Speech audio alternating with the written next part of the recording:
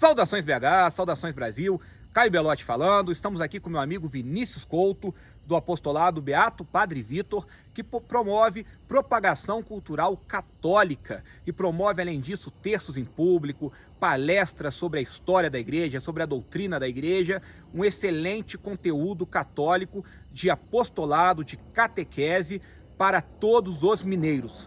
Eu já estive, graças a Deus, já tive a honra de palestrar em um evento do apostolado Beato Padre Vitor, em uma paróquia aqui em Belo Horizonte, e o que eu vi foi um apostolado sério, que faz um trabalho de devoção e que faz um trabalho de formação católica. Eu agradeço demais a presença do Vinícius aqui, e eu gostaria de saber um pouco do Vinícius sobre a história do apostolado, quando e como começou o apostolado Beato Padre Vitor. Salve Maria, agradeço pela oportunidade de estar conversando, de estar aqui no canal também. Inclusive que se inscrevam no canal do nosso amigo e que façam parte. E ativem o sininho. Exatamente. Bom, o apostolado Beato Padre Vitor, ele é um apostolado leigo de Belo Horizonte que nasceu em súplica pelo Sínodo da Amazônia, suplicando ao Papa Francisco que condenasse os erros presentes no instrumento Labores do Sínodo da Amazônia naquela época. Então nascemos assim, de uma maneira orgânica e que promovíamos terços nesta intenção, rezávamos um ato também em súplica, né, nessa intenção. E desse modo orgânico, muitas pessoas foram falando, por que não continuam, por que não dão continuidade a essas ações, etc. E desse modo, vindo essas ocasiões, acabamos nos organizando, acabamos pensando e decidimos formar alguma coisa. E foi assim que o apostolado começou a se fomentar, por assim dizer. E dessa maneira, nós decidimos homenagear um beato mineiro, um grande santo mineiro e exemplar, inclusive o primeiro beato ex-escravo do Brasil. Conta um pouco pra gente da história do Beato Padre Vitor, então, já que foi feita já essa introdução. Sim, o Beato Padre Vitor, ele nasceu em Campanha, mas viveu seu sacerdócio em Três Pontas, cidades do sul de Minas. Sim. Ele é filho de escrava e neto de escravos também. Inclusive, uma das histórias mais belas num livro que conta um pouco sobre a vida dele, que é intitulado Padre Vitor, o Campanhense Três-Pontano, que podem, porventura, procurar e quem sabe achem este livro para ler. É muito bonito uma das histórias, que como ele era negro, né, ele sofreu muitas perseguições, etc., naquela época, naquela século XIX. Exatamente, naquele século, porque também era muito incomum um sacerdote negro naquela altura. Em plena escravidão, né? Exatamente, inclusive ele foi o primeiro, né? Inclusive também é o primeiro beato ex-escravo do Brasil. E nisso ele começou sua vida no ofício de alfaiate, mas ele sabia que aquilo não era a sua vocação, por assim dizer. Então, em um determinado momento, ele chegou ao mestre dele de alfaiateria e conversou com o mestre dele e disse que tinha um sonho de se tornar padre. E o mestre dele virou para ele e disse, zombou dele, falou que padre ele só se tornaria quando a galinha ganhasse dentes. E, bom, passado muito tempo depois, o Padre Vitor, recém-ordenado, voltou à sua cidade e foi visitar o seu antigo mestre. No que ele foi visitar o seu antigo mestre, ele foi até o mestre, bateu na porta da casa do mestre e o mestre o recebeu muito bem, falou que era uma honra, um ex-discípulo dele, né, se tornar sacerdote e tão estimado, mesmo tão jovem como ele já era estimado. E deste modo, ele agradeceu ao mestre dele, mas disse que gostaria de ir ao quintal, aos fundos da casa do mestre, para ver se a galinha tinha criado dentes. Que legal, viu? Um mineiro, um ex-escravo e, acima de tudo, um homem extremamente bem-humorado, como todos nós devemos ser no nosso apostolado, como todos nós devemos ser na propagação da palavra de nosso Senhor Jesus Cristo. E o que me interessou, a princípio, quando eu conheci o apostolado Beato Padre Vitor, foi ver jovens, muito jovens, alguns até 14, 15 anos, que lá estavam, sábado à tarde, rezando o terço, junto às senhoras idosas, prestando assistência religiosa, quando poderiam estar fazendo qualquer coisa, poderiam estar em casa, jogando videogame. E o interessante é ver esses jovens, a devoção e a alegria. E foi bem interessante, a princípio, uma das primeiras atividades do apostolado, que eu participei, que eu vivenciei junto com o Vinícius, vendo o Vinícius, enquanto líder do apostolado, realizar de maneira excelente, que foi a ida a várias paróquias de regiões não centrais de Belo Horizonte, dando palestras e rezando o terço com as pessoas dessas paróquias, levando para paróquias, muitas vezes, já deturpadas por causa da teologia da libertação, o catolicismo tradicional. Conta um pouco dessa experiência. Sim, o nosso apostolado, inclusive, ele tem uma grande característica, que ele também é um apostolado, sobretudo, caritativo também. Sim. Inclusive seguindo o carisma que o nosso patrono tinha, né, que é o Beato Padre Vitor. O carisma dele, sobretudo, especialmente, era a caridade. Então nós seguimos este exemplo. Então nós vamos a essas paróquias, muitas vezes de regiões mais periféricas, e levamos essa assistência, levamos materiais da igreja, Sim. materiais de catequese, materiais de doutrina da igreja, etc. E levamos até aquele público, rezamos o texto naqueles locais, ensinamos essas coisas às pessoas.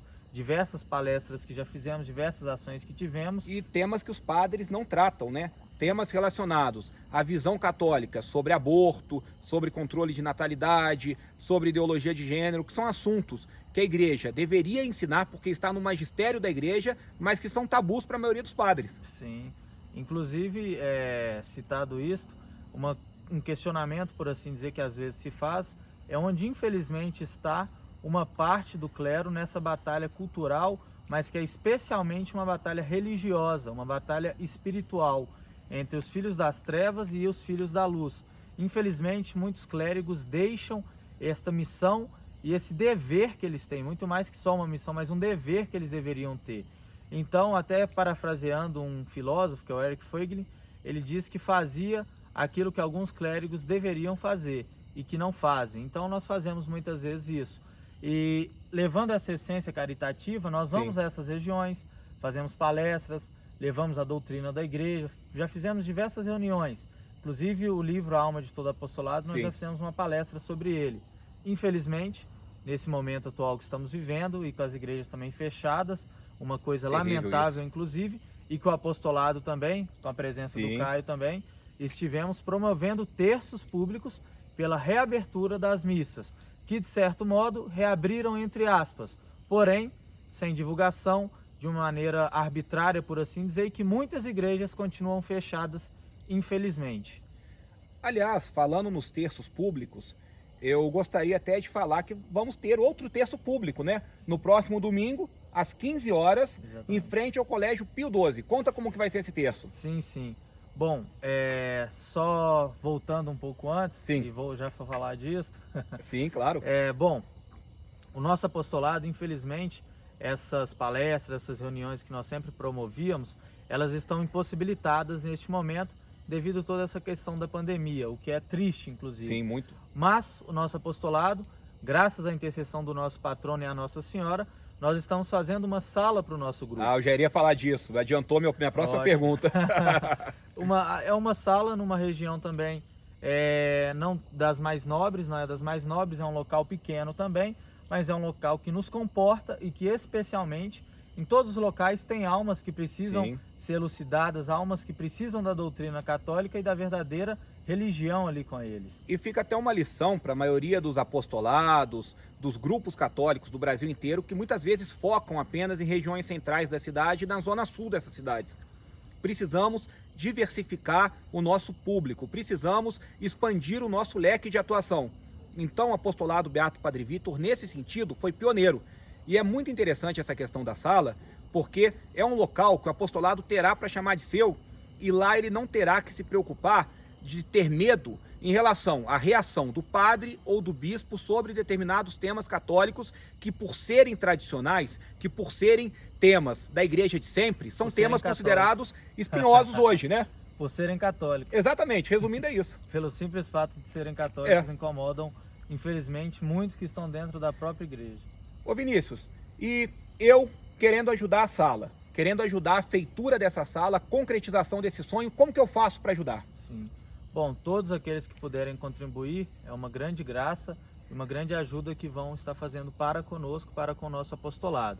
É bem simples, nós temos nas nossas redes sociais, basta procurar no Instagram, especialmente, Apostolado Beato Padre Vitor, vão achar lá. Bom, achando, vão ver lá todas as informações, mas basicamente podem entrar em contato com o e-mail do apostolado, escrever para a gente e falar a respeito, ou mesmo comigo, pelo meu número, pelo meu WhatsApp, que nós poderíamos conversar a respeito.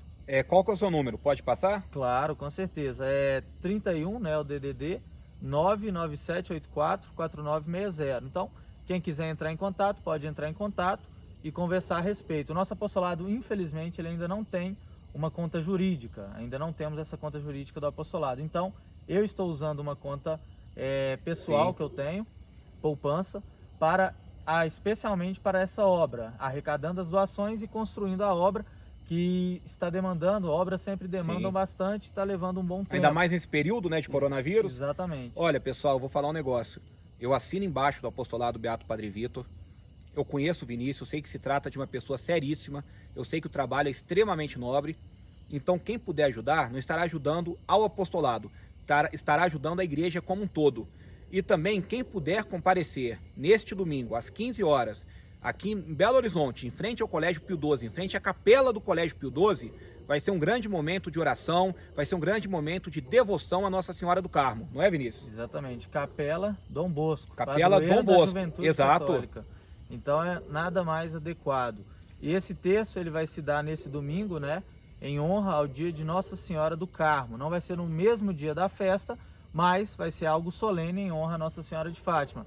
Rezaremos um terço público, como é uma das essências deste apostolado, promoveremos também a ladainha, o Santo Terço, e estaremos fazendo um grande ato de devoção e demonstração de fé católica publicamente, atos que infelizmente foram abandonados. Você pega fotos de Belo Horizonte 1920, 29, etc., lotavam a rua, lotavam os centros de Belo Horizonte inteiro com atos católicos do próprio clero que promovia e dos movimentos laicais que participavam.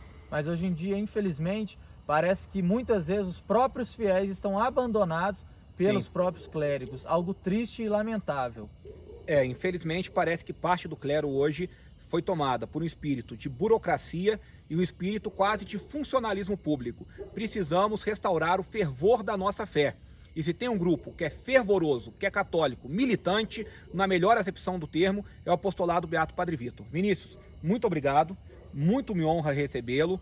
Amigos, na frente da Capela Dom Bosco, Colégio Pio XII, Avenida do Contorno com a Avenida Amazonas. Eu estarei lá junto, domingo às 15 horas. Domingo é que dia do mês? Domingo é dia 19. Dia 19. Vamos todos. Grande abraço. Participem, salve Maria. Muito obrigado, Caio, pela oportunidade. E que Nossa Senhora sempre lhe abençoe em toda a sua jornada. Amém. Salve Maria. Salve Maria.